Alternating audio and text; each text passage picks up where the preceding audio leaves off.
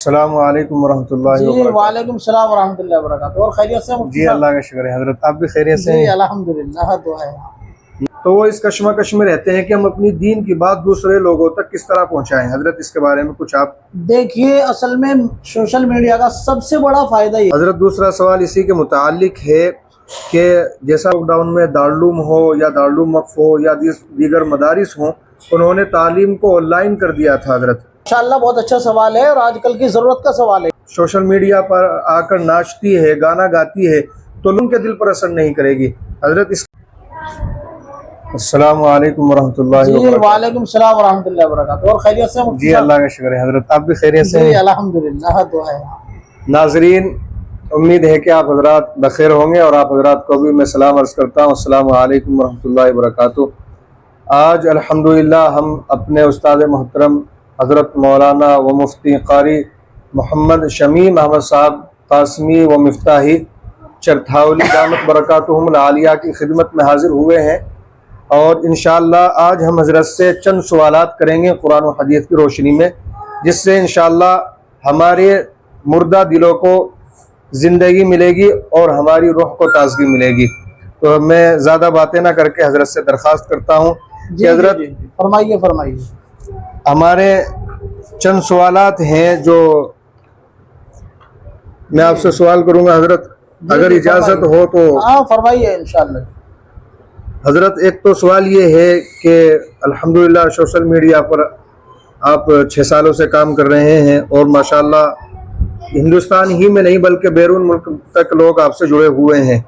تو حضرت آپ سے یہ معلوم کرنا ہے کہ سوشل میڈیا پر آنے کے بعد آپ کو کیا فائدہ ہوا، کیونکہ آج کل بہت سارے علماء ہیں جو دین کی بات پہنچانا چاہتے ہیں، تو وہ اس کشمکش میں رہتے ہیں کہ ہم اپنی دین کی بات دوسرے لوگوں تک کس طرح پہنچائیں، حضرت اس کے بارے میں کچھ آپ؟ دیکھیے، اصل میں سوشل میڈیا کا سب سے بڑا فائدہ یہ ہے کہ اس سے آپ کی جو بات ہے، جو آپ دین کی بات دوسروں تک پہنچانا چاہتے ہیں، وہ آپ کی پورے عالم میں پہنچ جائے گی۔ تو تبلیغ کا آپ کو یہ فائدہ ہوگا کہ ساری دنیا کے لوگ آپ کو سنیں گے، اور جو آپ کی بات ہوگی اس پر اللہ نے جسے توفیق دی ہوگی وہ عمل بھی کرے گا، اس کا اجر آپ کو ملے گا۔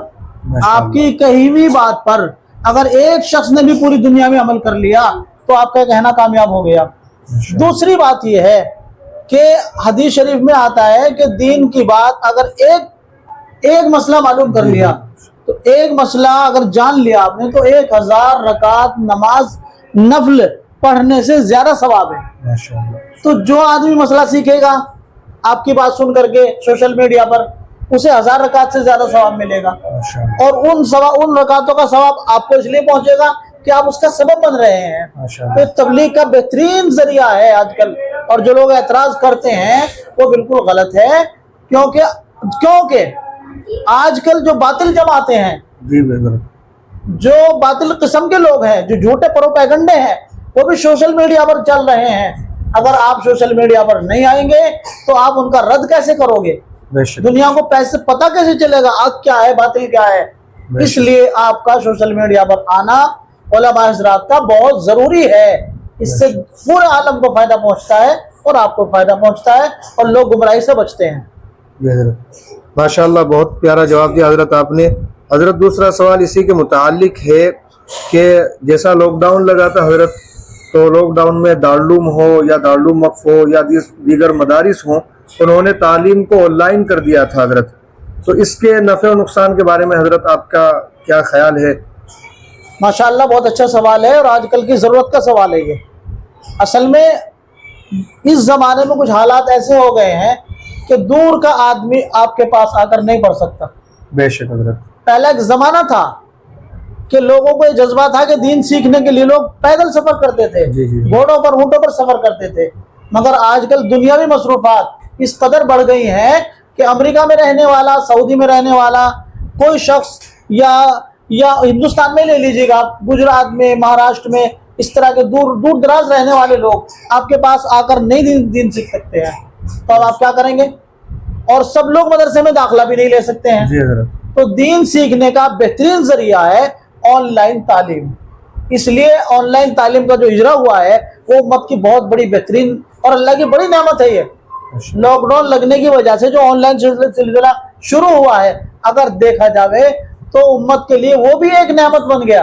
हालांकि बहुत लोग मरे हैं, हमें उनका सदमा है, होना भी चाहिए कि हमारे हिंदुस्तान में भी बाहर भी लॉकडाउन में जो कोरोना फैला था उसमें काफ़ी जानें ज़ाय हुई हैं, हम उन पर इजहार ताज़ियत भी करते हैं, सदमा भी इजहार करते हैं, लेकिन उससे दर पड़ता ये फ़ायदा भी हुआ है कि आपकी बातें जो है तालीमी सिलसिला, चाहे दुनियावी तालीम हो, चाहे हिंदी तालीम हो, अंग्रेजी हो, साइंस की हो, डॉक्टरी की हो, या आपका कुरान का इल्म हो, हदीस का हो, ये एक आम तरीके से फैल जाएगा। जो लोग बाहर से आपके पास आकर नहीं सीख सकते वो ऑनलाइन तालीम हासिल कर सकते हैं।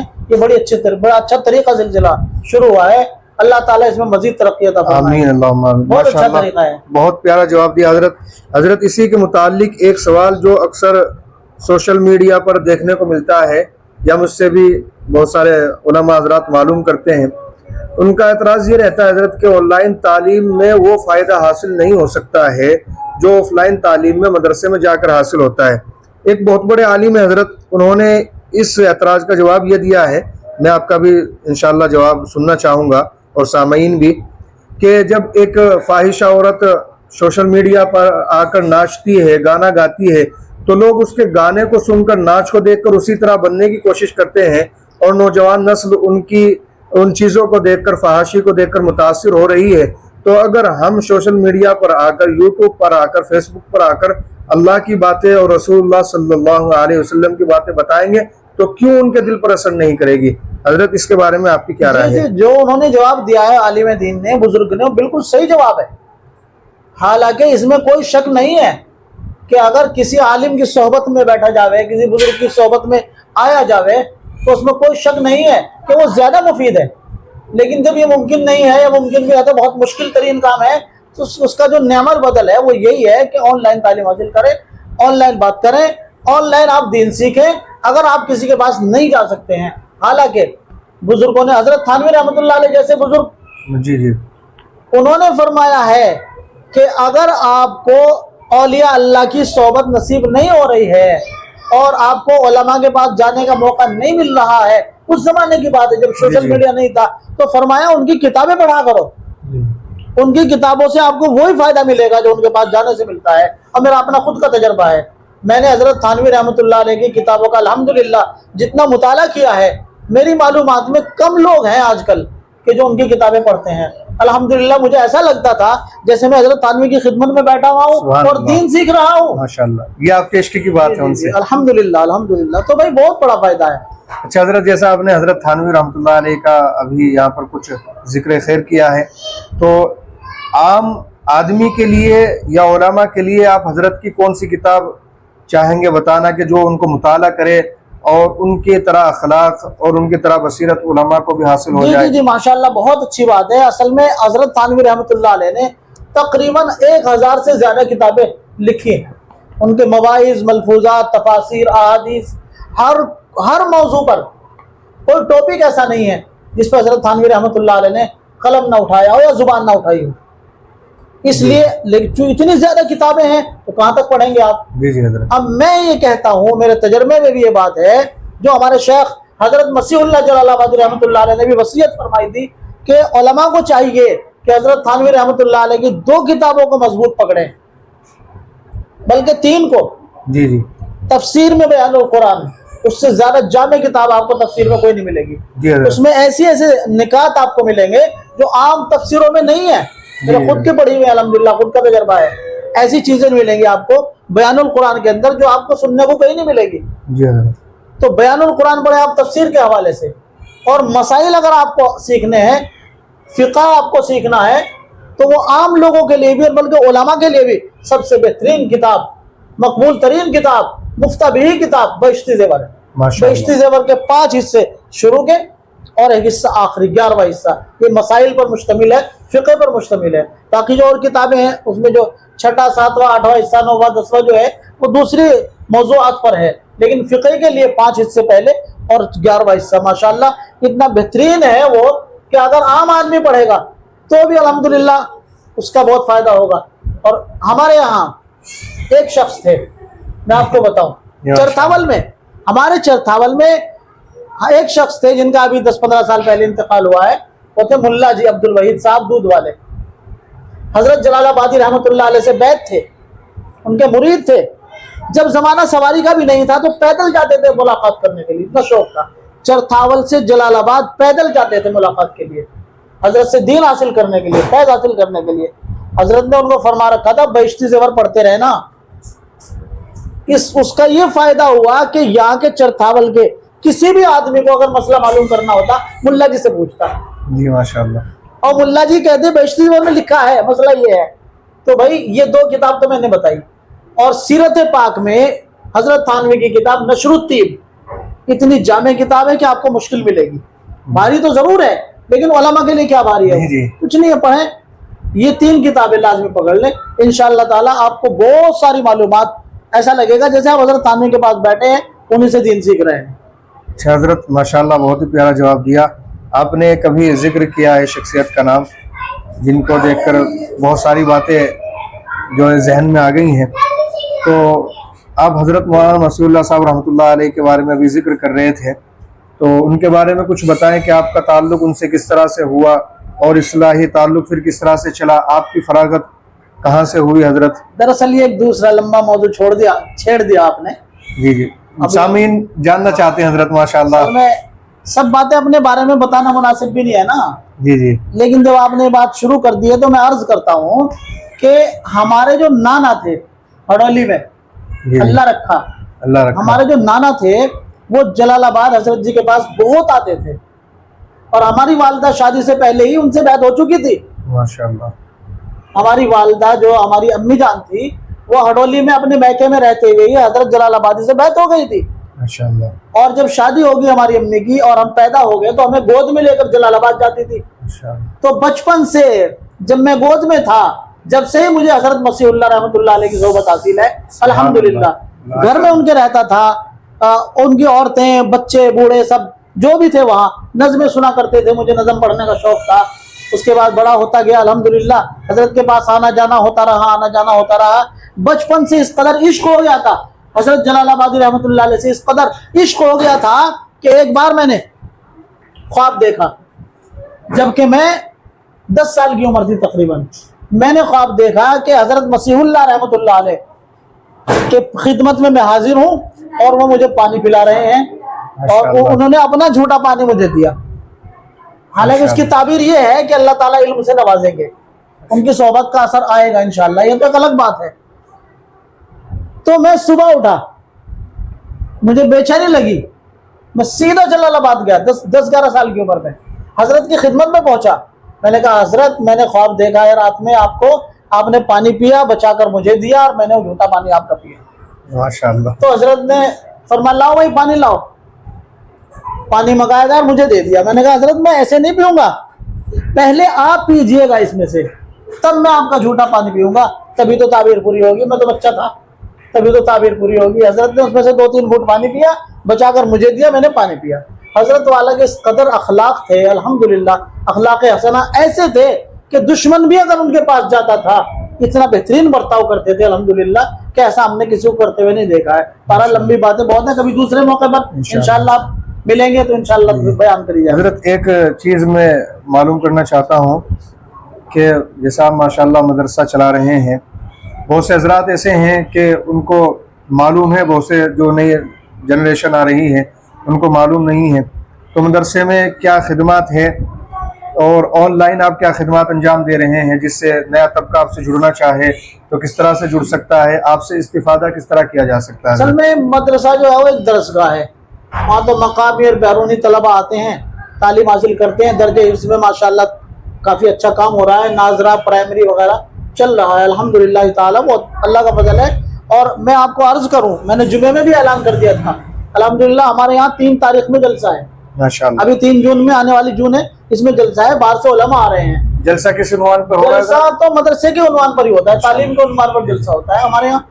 اس میں نے لوگوں کو بتایا کہ جو نئے جلسے میں نہیں آ سکتے ہیں میں انہیں بتانا چاہتا ہوں کہ خوشخبری یہ ہے کہ اس سال الحمدللہ ہمارے مدرسے میں اشرف العلوم چرتھاول میں جو حکیم پورہ روڈ پر واقع ہے، اس میں 8 بچے الحمدللہ حافظ ہوئے ہیں اور ان 8 بچوں کی جلسے میں دستار ہو گئی ماشاءاللہ الحمدللہ. اور آن لائن بات یہ ہے بھائی وہ آپ کا سمجھ لو آپ کا بھی فیض ہے، آپ کا طفیل ہے، آپ ذریعہ بنے.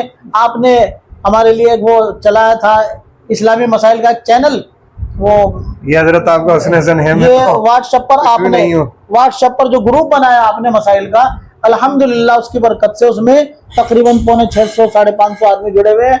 और उनका तरीका ये है कि वो रोजाना 10 20 50 आदमी मसाइल पूछते हैं। अल्हम्दुलिल्लाह मैं ऑनलाइन उनका जवाब देता हूँ, और खुदा का फजल ये है कि सब लोग मुतमईन है अल्हम्दुलिल्लाह। माशाअल्लाह, ये अल्लाह का बहुत बड़ा फजल है। और आपकी जानकारी में जो लोग जुड़ना चाहें, मेरा नंबर आप दे जी, जी, दीजिएगा उनको, इंशाअल्लाह। इंशाअल्लाह ताला जुड़ जी जाएंगे। जी, जो हजरत से जुड़ना चाहते हैं इंशाल्लाह मैं ग्रुप का जो है लिंक डाल दूंगा इंशाल्लाह डिस्क्रिप्शन में, वहाँ जाकर वो जुड़ सकते हैं। हजरत अगर मदरसे में कोई दाखिला लेना चाहता है तो उसके लिए क्या तरीक़ाकार है, अगर कोई अपने बच्चे को दाखिल कराना चाहे? असल बात यह है कि हमने ज्यादा शर्तें नहीं लगाई, और दीनी तालीम में ज्यादा शर्तें लगाने का मतलब है आप तालीम को रोक रहे हैं। जी हाँ, इसलिए हमने ना कोई फीस रखी हुई है, ना कोई हमने कपड़ों की भी शर्त नहीं है। बस ये सीधा साधा कुर्ता पजामा हो, सिर्फ टखनों से नीचे हो, बच्चों का तो भी सर पे हो, चाहे जिस रंग की हो, लाल कपड़ा ना हो बस, बाकी जिस तरह चाहें।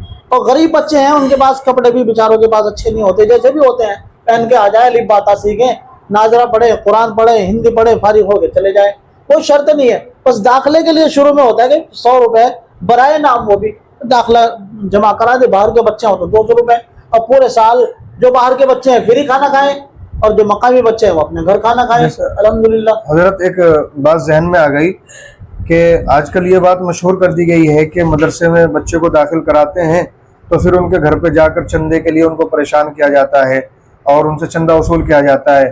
तो इसमें हकीकत क्या है हजरत? देखिए हमारे मदरसे में अल्हम्दुलिल्लाह ना किसी पर दबाव दिया जाता है, तरगीब किसी को दी जाती है, जरूर भाई तरगीब दी जाती है। मदरसे में दीन का काम चल रहा है, आप भी करें। मसलन अभी लेंटर डलने वाला है तो हम लोगों को कह रहे हैं कि भाई अगर आपको तौफीक हो तो लेंटर डलवा दें, काफ़ी खर्चा है माशाल्लाह, उसमें तकरीबन 5-6 लाख रुपए लग जाएंगे। तो सिर्फ हम कहते हैं, दबाव किसी पर नहीं डालते, सुना देते हैं तबलीग के तौर पर, ताकि इसके हिस्से में अगर सवाब होगा, अल्लाह ने लिखा होगा तो ज़रूर शामिल हो जाएगा, वरना तो ये काम अल्लाह ताला का है। अल्लाह ताला अपने फजल से खुद ही चलाते हैं। हमने किसी पर आज तक कोई दबाव किसी पैसे का नहीं डाला। जो मदरसे में पढ़ने वाले बच्चे वो भी, जो हमारे यार दोस्त हैं वो भी, हत्ता के जो हमारी कमेटी के अफराद हैं वो भी, उन पर भी हमने कभी दबाव नहीं डाला। किसी से कहा है कि भाई फला चीज़ की ज़रूरत है, उनका हिसाब हुआ तो ला के दे दिया, वरना कोई बात नहीं, अल्लाह का साथ है। ये हमारा तरीक़ेकार है, औरों का हमें पता नहीं और क्या करते हैं लोग। जो बच्चा आपके यहाँ दाखिल होता है उससे कोई फीस का मुतालबा नहीं है? नहीं, कोई माहाना कोई फीस नहीं, सालाना कोई फीस नहीं, खाना भी आप देते हैं, कपड़ा, रिहाइश वगैरह, खाने का इंतजाम, तमाम चीजें आपकी तरफ से जो बाहर रहती के बच्चे हैं उनके खानों का इंतजाम किया जाता है। अल्हम्दुलिल्लाह ऐसी कोई बात नहीं जी, जी, है। कुछ बच्चे ऐसे हैं जो महल्ले वाले ये कहते हैं जी हमें भी सवाब मिल जाएगा, हमारे यहाँ खाने के लिए भेज दो, तो कुछ बच्चे महल्ले में खाना खा लेते हैं, और जिनका महल्ले में खाना नहीं लगता उनका मदरसे से खाने का इंतजाम हो जाता है। माशाल्लाह हजरत, ये कुछ चंद सवालात थे जिनका माशाल्लाह बहुत ही अच्छे अंदाज में आपने जवाब दिया है।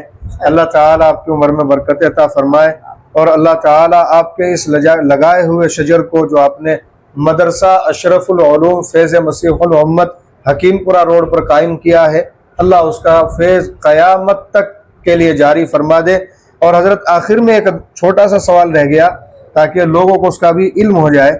जो आपके फ़र्जंद हैं हजरत कारी मोहम्मद वसीउल्लाह साहब, अभी आपने उनको माशाल्लाह नाइब मोहतमिम बना दिया है अपनी हयात ही में, और तमाम तर जिम्मेदारियाँ वो उठा रहे हैं।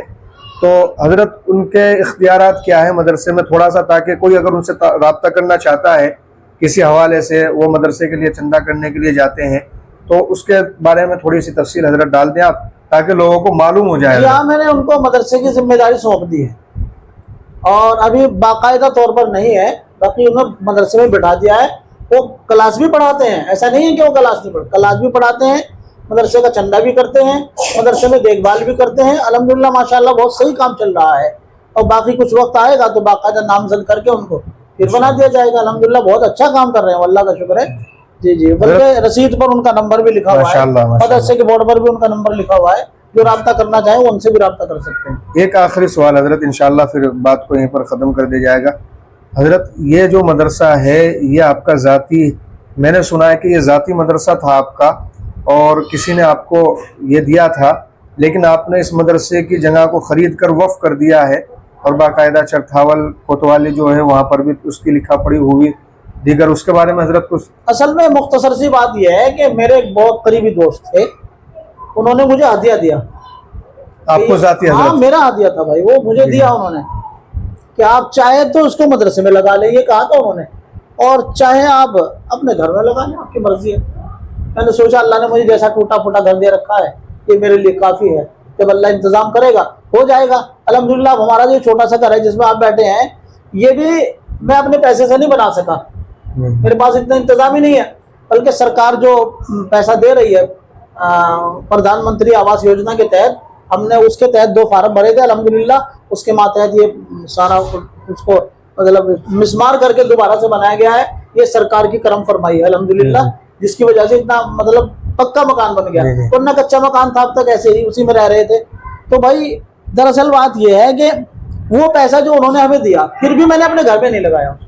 मैंने सोचा भाई मदरसा मस्जिद में चल रहा है, अगर मस्जिद में से कहीं जाना पड़ गया तो क्या करेंगे, फिर मदरसा कहाँ चलेगा। और अल्लाह का फजल ये था, जब भोरे वाली मस्जिद में मदरसा चला था तो अल्लाह ताला ने उसको ऐसा मकबूल किया कि पूरे इलाके में शोहरत हो गई, कोई तालीम हो तो ऐसी हो, तालीम हो तो ऐसी हो। हमारे उस्ताद हजरत मौलाना रफीक साहब रहमतुल्लाह अलैह, जो मेरे खास उस्ताद थे, उनके बच्चे हमारे मदरसे में आने लगे। तो मसला ये था कि अगर मदरसा मस्जिद में से उठ गया तो हमारे पास तो कुछ नहीं रहेगा, हम कहाँ जाएंगे। तो फिर मैंने उस पैसे से हकीमपुरा रोड पर जमीन खरीद ली, और वो मुझे इख्तियार था, लेकिन मैंने उसको मदरसे के नाम ही लिखवा दी। मेरा इसमें कोई अमल दखल नहीं है, मदरसे की ज़मीन है।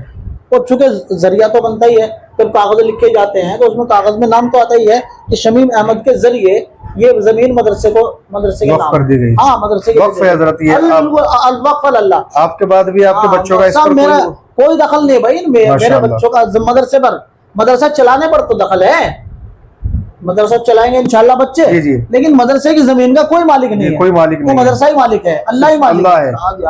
हजरत इस जमीन की कीमत इस वक्त क्या होगी हजरत? अब तो माशाल्लाह बहुत ज्यादा, उस वक्त तो बहुत कम थी जब मैंने लिया था, 20 साल, ये तकरीबन 25 साल पहले लिया, 2002 में लिया था, तकरीबन 22-23 साल हो चुके हैं।